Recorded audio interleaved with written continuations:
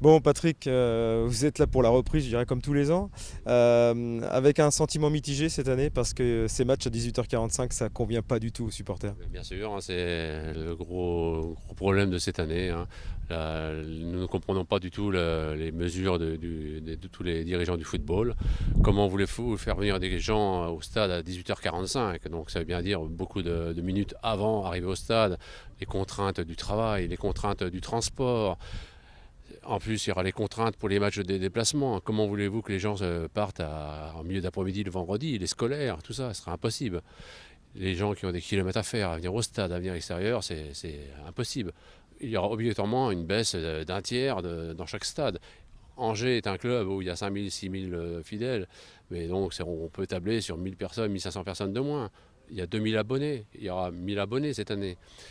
Comment les clubs vont réagir à tout ça?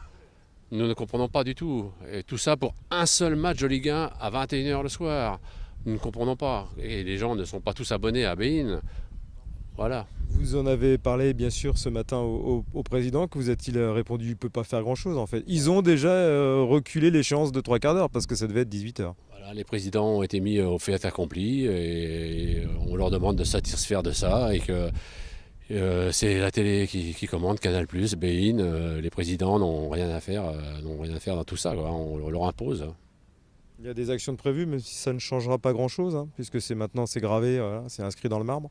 Oui, il y a eu deux pétitions de fait et une deuxième qui a été faite par les groupes de supporters de tous les clubs de Ligue 2, supportés par des clubs de Ligue 1. Maintenant, que faire?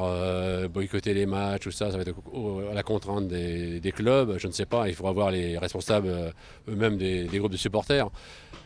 Que faire? Je ne sais plus. Et maintenant, est-ce qu'il n'y aura aucune possibilité de revenir en arrière? Je ne pense pas, c'est un contrat qui est signé, hein. Est-ce que les premiers mois, août, septembre, décideront quelqu'un de la fédération, de la ligue, à revenir en arrière? Mais personnellement, je n'y crois pas aujourd'hui. Bon, au-delà de ça, il y a la reprise, là, avec quelques nouvelles têtes, pas beaucoup, quelques départs, pas beaucoup également. Comment vous la sentez, là, cette intersaison? Oh, nous sommes satisfaits déjà des joueurs présents ce matin. Nous avions quelques craintes sur Gomez qui est là ce matin.